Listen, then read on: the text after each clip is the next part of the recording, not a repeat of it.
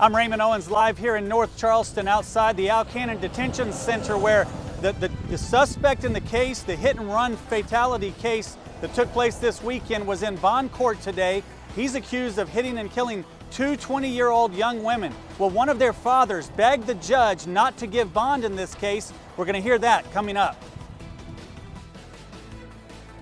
Yeah, and tonight, Charleston County leaders will discuss the results of an audit detailing the probate court's misuse of a procurement card. Coming up, more details on the investigation ahead of tonight's meeting. None of this is a peaceful protest.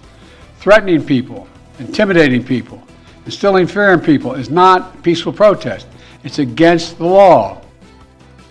And President Biden addressing the nation this morning about the rising tensions across college campuses as students protest the Israel-Hamas war. The president making statements before heading to Charlotte, where he met with the families of officers killed in the line of duty.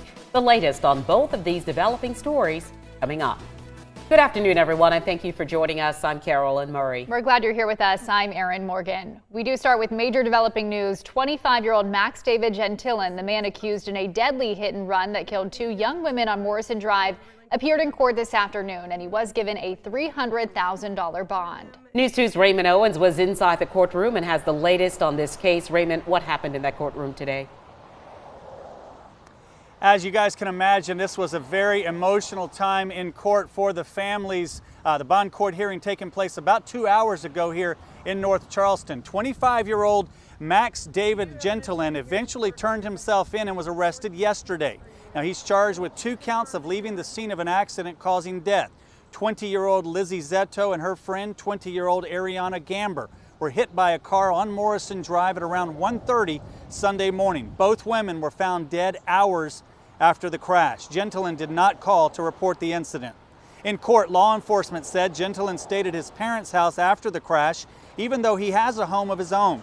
Investigators say they stopped by to talk to his parents, and they told him they did not know where their son was. In bond court, his parents, I saw them shaking their heads no a number of different times. It was extremely emotional in court several times, including when Lizzie Zetto's father addressed the court. He needs to stay in jail. Those 2 girls need to have justice. He left us laying. Daddy, I would have been crying, Mommy, Daddy, Ariana, any one of them. Left them there and just dumped the car and didn't turn himself in for days. He has zero sympathy for life or any person in the world. He put a hole in our heart that will never be full.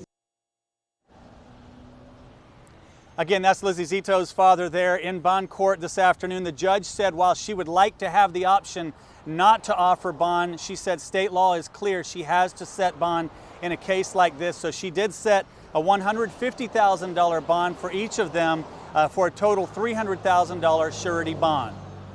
Live in North Charleston, I'm Raymond Owens. Count on 2.